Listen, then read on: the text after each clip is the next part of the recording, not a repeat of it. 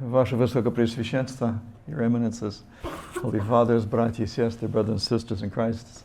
Good afternoon, and thank you for your patience. I'm unfortunately running late because I was finishing off the kitchen of our new assistant priest, and I was arriving at about now. Я хотел сегодня обратить внимание. Очень много чего было, конечно, сказано по поводу влияния Русской Православной Церкви из-за границы, американской метрополии и так далее. Все наши дела на Форт Росс и так далее, кладбище и тому подобное. Но я хотел обратить внимание именно на участие русской православной молодежи в этой работе, в этих вещах. I wanted to address today, particularly, I mean, a lot already, of course, has been said about all the things that have gone over the last 100 years at Fort Ross, and even a good friend, Breck Parkman, talking about the cemetery and so forth. Thank God the picture had me decently dressed. What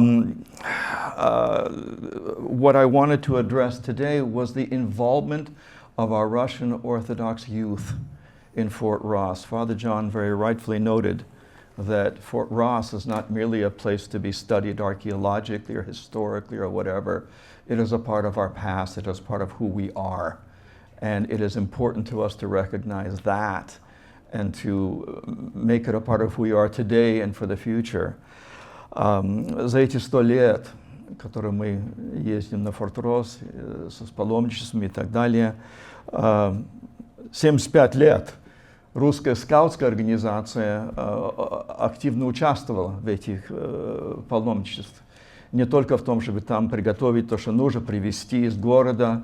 Они, конечно, и прислуживали, и пели службы, проводили крестные ходы, носили знамена, стояли караулом, дальше больше, дальше больше. А русская скаутская организация была основана при повелении царя-мученика Николая, который очень любил встречаться со своими офицерами в Царском селе. И там среди них был капитан Олег Иванович Пантюхов. И господину императору попалась книга Бэден-Пауэлл по поводу, так называемого Scouting for Boys. И он повернулся к Олегу Ивановичу и говорит, что ну что же вы думаете насчет этого? А то, ну, интересная идея и так далее, хорошая педагогика. Я говорю, займитесь, пожалуйста. И вот в 1909 году была основана русская скаутская организация там, в Царском селе. Членом, который был, конечно, почетным членом, был сам царь-наследник, цесаревич Алексей Николаевич. The Russian Scouting Organization has been very deeply involved in this for 75 of the 100 years of these pilgrimages that we've made to Fort Ross over the many years. The organization was actually established at the behest of the new martyr, the royal martyr Tsar Nicholas II, who used to love to have lunch with his officers at Tsarskoye Selo. And among those officers was a captain named Oleg Pantyukhov, to whom he gave this book called Scouting for Boys by Lord Robert Baden-Powell, who had written it 2 years earlier in 1907. And he said, what do you think? And he says, Royal Highness, it sounds like a very good idea. It's a good thing to work with youth and so forth and so on. He goes, handle it, take care of it. And so there in Tsarskoye Selo in 1909, Oleg Ivanovich established the Russian Scouting Organization, whose first law states that a scout believes in God, is loyal to his country, his parents, and his leaders. You know, a very good Christian basis of the organization, which has been based upon for the last 75 years. The first scouting organization here in the West Coast was established in 1950 and named, interestingly enough, the group Kiev. And the reason why is because Kiev is the cradle of Russia, basically. Kiev and Rus was the cradle of Russia. And so since it's the cradle of scouting organization here after the Second World War, that name was given, and it continues to this very day. They will be collecting your $10 tomorrow at the gate. Make sure you have $10 in cash, and please don't give them a bad time. And park where they tell you to park. Опять-таки те же самые скауты завтра будут заниматься там на форту, будут брать ваши деньги, собирать ваши это и указывать, куда нужно ставить машины. Я лично буду стоять за часовней и буду пропускать архиереев и старших наших протоиереев куда им нужно. Back to the subject, надо обратно к делу. Вообще, Форт Росс, конечно, для всех нас имеет очень глубокое значение. Не только как, опять, историческое какое-то место, а именно как часть той императорской, дореволюционной, Святой Руси, к которой можно было прикасаться. We were very much inspired, again in the 1960s, 70s, and later on, of course, by our beloved Archbishop Anthony of Blessed Repose.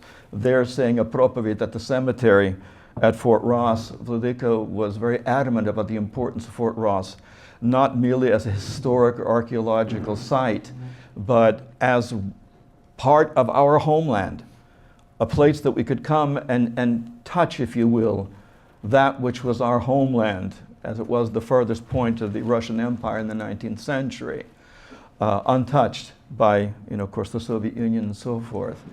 In fact, I remember one year, it was 1972, if I'm not mistaken, where the scouts were asked to bring up tents, very large tents, because the chapel had been burned down. We all remember this back from 1970, 71, if I'm not mistaken. В 1970 году часовня была сожжена совершенно дотла, сгорела. И владыка Антоний просил, чтобы мы установили какие-то палатки, чтобы как можно было бы служить. Потому что на Memorial Day часто было или орошение было, или слишком жарко бывало, все зависело от погоды.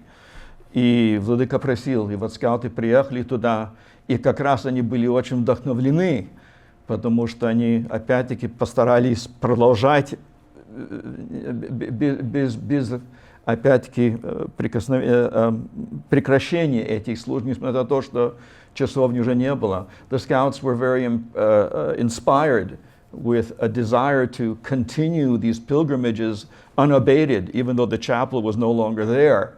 That no, we do our pilgrimages regardless, we're going to be there. And so the scouts put up two very large tents, one for the altar and one for the choir to stand, because the weather there at Fort Ross could be variable. We could go from rain to 80-degree weather type of a thing. And so that was taken care of. In fact, one of the scouts actually clambered up onto the blockhouse and raised up a tricolor Russian flag. I think it was right in 1972 that was done. Вообще эти мысли всегда очень вдохновляли наших молодых людей. И они пользовались Фортом Росс не только во время этих паломничеств, но недалеко от Форта Росс, так примерно 13 миль на востоке от них, это было лагерное место. И всегда наши старшие скауты, разведчики приходили пешком, тогда по походам, приходили на Форт Росс, помогали, работали там, ночевали в форту и тому подобное. Так что они большое участие принимали в этом. The scouts have used Fort Ross for many years, not only during the pilgrimages, but also during the camp days and so forth. The campsite they have, one of the campsites is only about 30 miles away. They would hike out to the fort, they would spend the night there, they would help working, doing things to clean up or whatever. Again, always very active. С годами тоже, когда уже после установления кладбища, о котором я сейчас поговорю, скауты продолжали приезжать до Memorial Day, чтобы поправлять эти кресты. Потому что, конечно, там на берегу моря и часто не портились. И они приходили, поправляли их, чтобы все было готово к празднику на Memorial Day.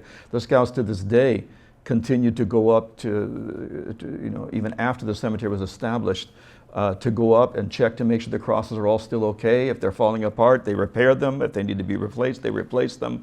They care for that cemetery because they had an active part in establishing it. I don't know if I can do these slides or not. How does this thing work? Yeah. Just the top button? No? I don't know. It's backwards. Oh, that helps. Is that it? Can I do it here? There you go. Да. In 1972, тоже a group of our young people, actually headed up by two of our proto-deacons, came up to the cemetery location. We always knew the cemetery was located on that hilltop, but we never knew exactly where until, of course, the 1990s, as Breck mentioned earlier. But again, because of this fervor, this love for Fort Ross, that it was necessary that we had a place to come and pray, because we would make the procession from the chapel over to the cemetery, and so this cross was established, built up right on the highest point of the cemetery. Interestingly enough, it was on the wrong side of the cemetery, which we corrected later on. And even more interesting was when we did take this cross down and move it to the east side of the cemetery, which is important too, because that was discovered during the excavations, that all of the graves were in an east-west orientation, which is traditional. And so we felt that it was absolutely the same way to put the cross on the far end of the cemetery. When we pulled that cross up and moved it so that the archaeological dig could begin, they discovered that we had set it right next to one of the graves. But glory be to God, not on it. Подожди. Так что, how does this thing work? Так?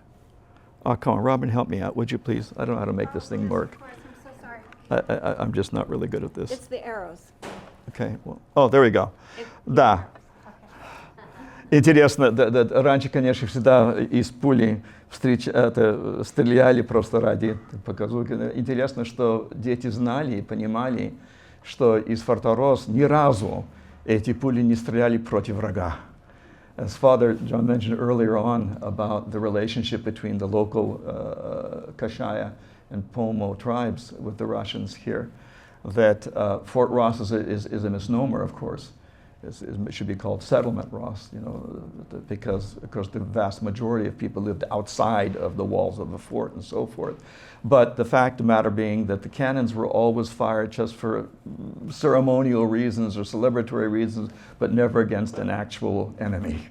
So that was something that the kids have always learned about, that the Russians got along very well with the local tribes and intermarried and so forth, as Father mentioned earlier. Так что, опять-таки, вот это важно, чтобы дети понимали, что было дружное отношение между русскими и местными поселенцами. Come on. I'm doing the arrow. just. Actually, let me just do it. Why don't you just do that for you? Thank you very much. Okay.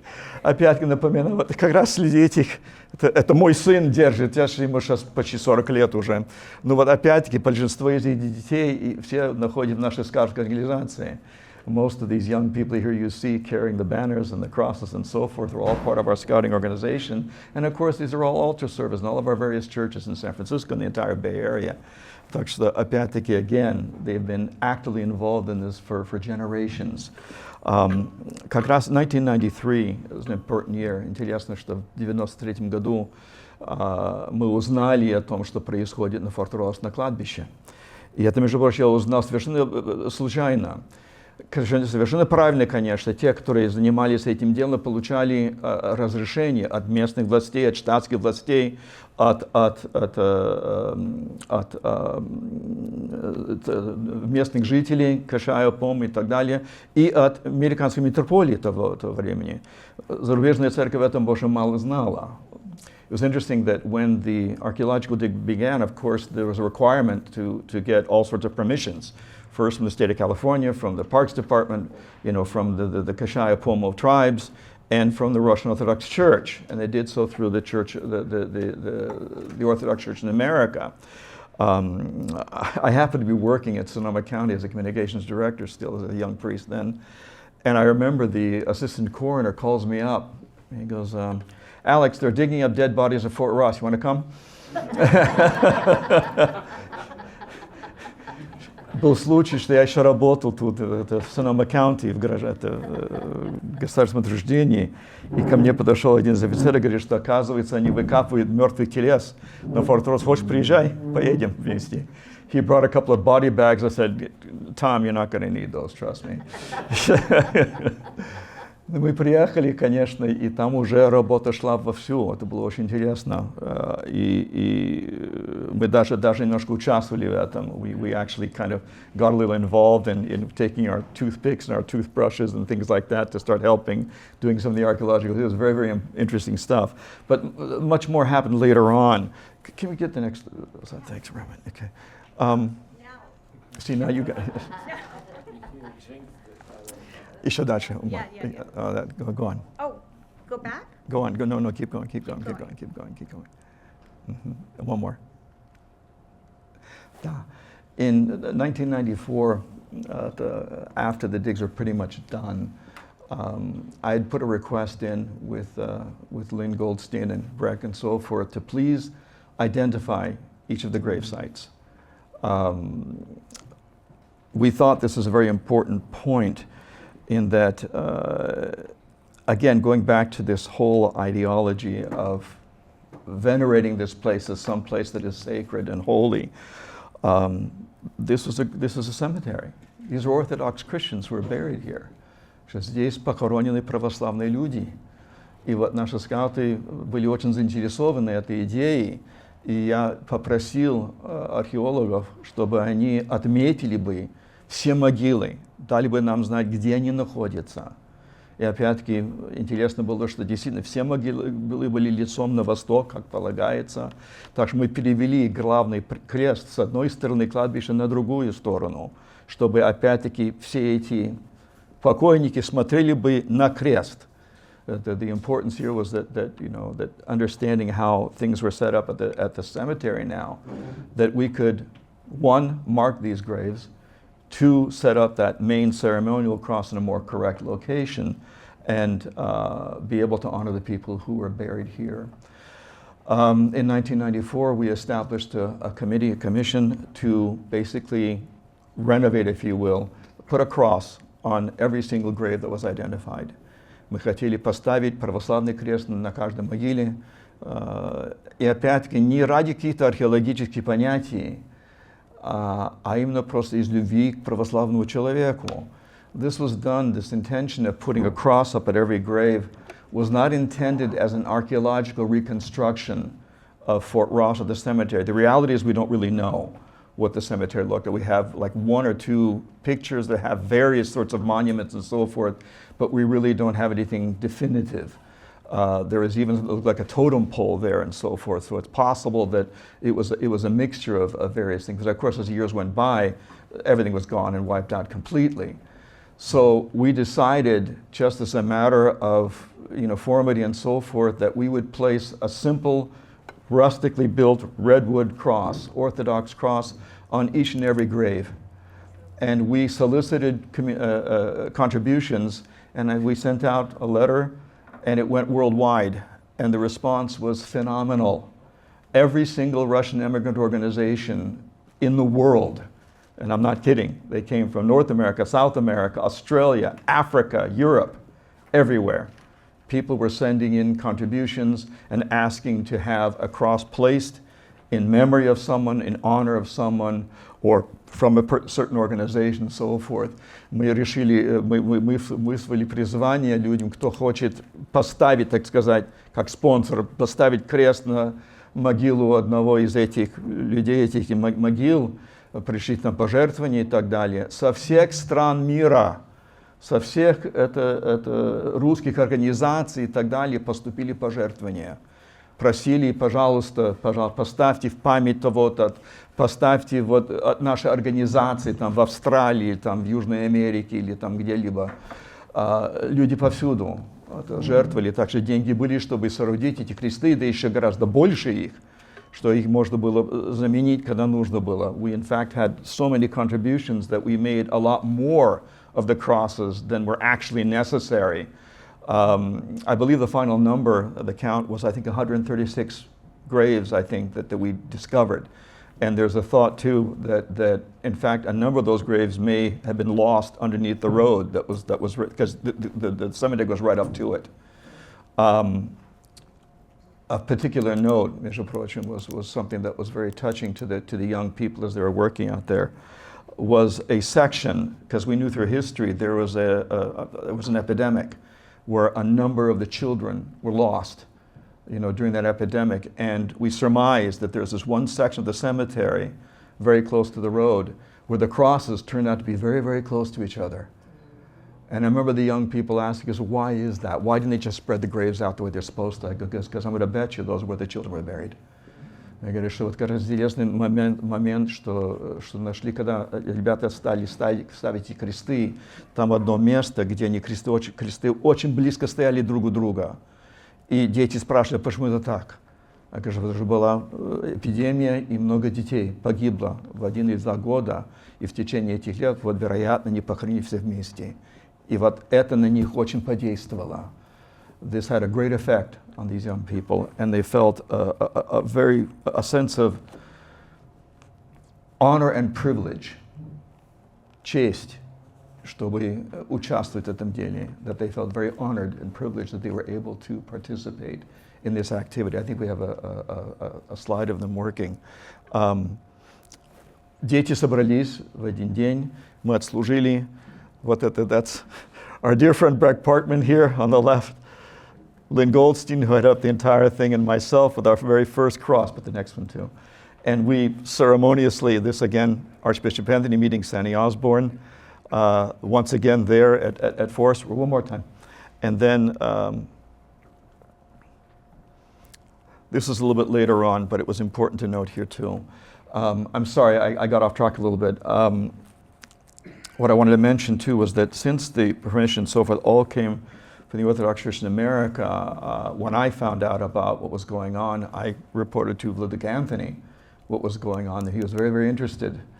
And he came and visited and so forth, but it was afterwards that was the most important part here.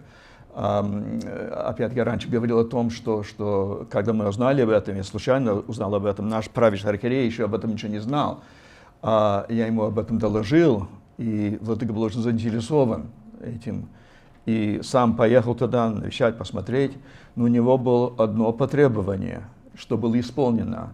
His Eminence had one very specific request, that anything that was taken out of those graves, such as, fragments, bones, teeth, whatever, or crosses or icons, that they were to be returned to those very graves. And that was done, and for that I'm very much appreciative to Lynn, to Sandy, and to everybody who was involved in that they respected that. And so Vladika Anthony came up, and we reconsecrated the cemetery as Protodeacon Nikolai served a panihida. Archbishop Anthony walked behind, blessing all of the graves, and I came behind him with holy water, anointing all of the graves with holy water. So that and then, of course, the formal reconsecration of the cemetery took place in 1994, in that year of Memorial Day, once the crosses were already up. Let's go to the next one here. Мы начали утром с детьми, приехали на кладбище. Keep going. Keep going one more time. Mm-hmm. It has this crazy Вот. Начали утром, служили перед крестом, опять-таки, панихиду о всех здесь и повсюду православных, и приступили к работе. Целый день дети работали, чтобы ставить эти кресты над могилами. We began in the early morning. We served a panihida before the large ceremonial cross to honor those who were buried, and then they began working. And we spent the entire day setting these crosses. Go ahead. Moving the large ceremonial cross one more time. And then going to the other side. And here, kids of all ages. Little kids from our Cub Scout groups all the way up to our senior leaders working together to set these crosses at all these locations. Keep going on that one, Tosha.